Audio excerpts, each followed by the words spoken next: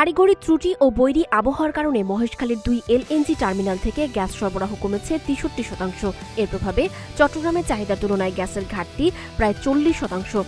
সংকটে দীর্ঘ হচ্ছে সিএনজি স্টেশনের লাইন, ব্যাহত হচ্ছে শিল্প উৎপাদন, ভোগান্তিতে আবাসিক গ্রাহকরাও। মহেশখালীর 2টি ভাসমান এলএনজি টার্মিনালের সম্মিলিত রিগ্যাসিফিকেশন সক্ষমতা 1100 মিলিয়ন ঘনফুট, অথচ বুধবার সকাল 10টা পর্যন্ত জাতীয় গ্রিডে সরবরাহ হয়েছে মাত্র 410 মিলিয়ন ঘনফুট, অর্থাৎ পূর্ণ সক্ষমতার মাত্র 37% গ্যাস সরবরাহ করছে টার্মিনাল দুটি।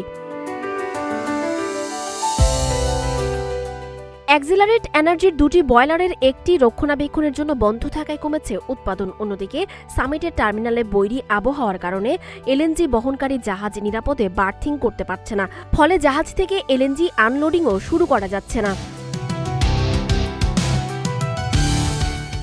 মহেশখালীর সরবরাহ সংকটের সরাসরি প্রভাব পড়েছে চট্টগ্রামে।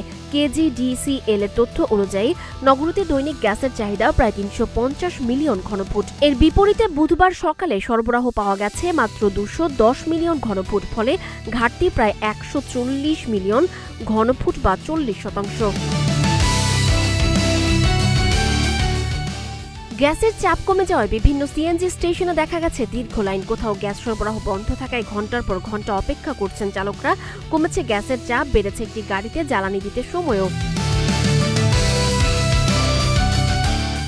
শিল্প কারখানায় গ্যাসের চাপ কম থাকায় উৎপাদন ব্যাহত হচ্ছে। একই সঙ্গে পর্যাপ্ত গ্যাস না পাওয়ায় রান্নাবান্নায় সমস্যায় পড়েছেন আবাসিক গ্রাহকরাও। গত 21 জুলাই এক্সিলারেট এনার্জি টার্মিনালে দুর্ঘটনার পর সরবরাহ ব্যাহত হয়। 6 আগস্ট একটি বয়লার চালুর মাধ্যমে আংশিক সরবরাহ শুরু হলেও দ্বিতীয় বয়লার এখনও মেরামতের আওতায়। এদিকে ব্যবসায়ীরা গ্যাস সংকট নিয়ে নিয়মিত তথ্য প্রকাশের দাবি জানিয়েছেন। তাদের মতে দৈনিক গ্যাস পরিস্থিতির বুলেটিন প্রকাশ করা হলে চাহিদা, সরবরাহ, ঘাটতি এবং সংকট মোকাবিলায় সরকারের পদক্ষেপ সম্পর্কে স্পষ্ট ধারণা পাওয়া যাবে। আবহাওয়া ও কারিগরি পরিস্থিতি স্বাভাবিক না হওয়া পর্যন্ত চট্টগ্রামের শিল্প, পরিবহন ও আবাসিক খাতে গ্যাস সংকট আরও ভোগান্তি তৈরি করতে পারে বলে আশঙ্কা সংশ্লিষ্টদের।